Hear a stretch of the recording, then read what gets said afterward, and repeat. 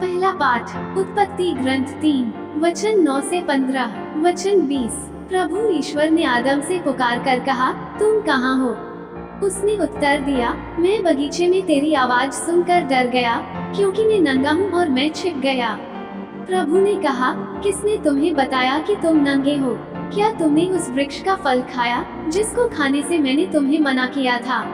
मनुष्य ने उत्तर दिया, मेरे साथ रहने के लिए जिस स्त्री को तूने दिया, उसी ने मुझे फल दिया और मैंने खा लिया। प्रभु ईश्वर ने स्त्री से कहा, तुमने क्या किया है? और उसने उत्तर दिया, सांप ने मुझे बहका दिया और मैंने खा लिया। तब ईश्वर ने सांप से कहा, चूंकि तूने ये किया है, तू सब घरेलू तथा जंगली जानवरों में शापित होगा। तू पेट के बल चलेगा और जीवन भर मिट्टी खाएगा। मैं तेरे और स्त्री के बीच, तेरे वंश और उसके वंश में शत्रुता उत्पन्न करूंगा। वह तेरा सिर कुचल देगा और तू उसकी एड़ी काटेगा। पुरुष ने अपनी पत्नी का नाम हेवा रखा, क्योंकि वह सभी मानव प्राणियों की माता है। सुसमाचार संत लूकस का सुसमाचार 1 वचन 26 से 38। छठे महीने स्वर्गदूत गब्रिएल ईश्वर की ओर से गलीलिया के नाजरेत नामक नगर में एक कुंवारी के पास भेजा गया, जिसकी मंगनी दाऊद के घराने की यूसुफ नामक पुरुष से हुई थी, और उस कुंवारी का नाम था मरियम। वो इन शब्दों से घबरा गई और मन में सोचती रही कि इस प्रणाम का अभिप्राय क्या है।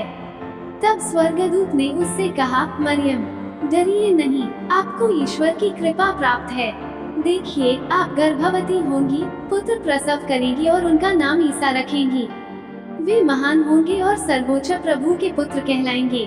प्रभु ईश्वर उन्हें उनके पिता दाऊद का सिंहासन प्रदान करेगा।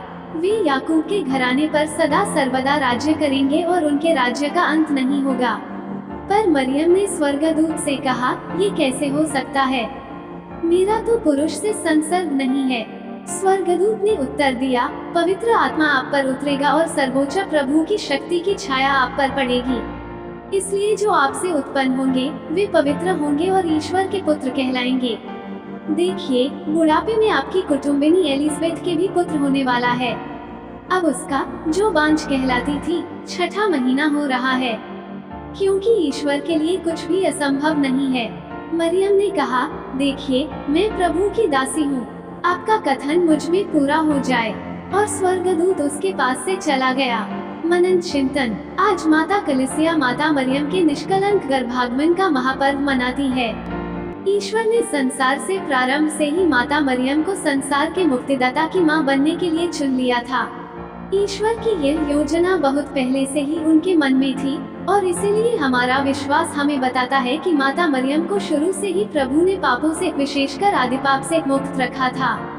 यह एक तरफा निर्णय नहीं था, बल्कि प्रभु हमें अपनी योजना में सहभागी होने का बुलावा देने के साथ साथ उस निर्णय में शामिल न होने की भी आजादी देते हैं। जब हम प्रभु की योजना में स्वेच्छा से शामिल होने के लिए हाँ कह देते हैं, तभी प्रभु हमारे जीवन से संबंधित उस योजना में आगे बढ़ते हैं। माता मरियम के जीवन में हम देखते हैं कि उन्होंने ईश्वर की इच्छा पूरी करने के लिए स्वेच्छा से हाँ कहा।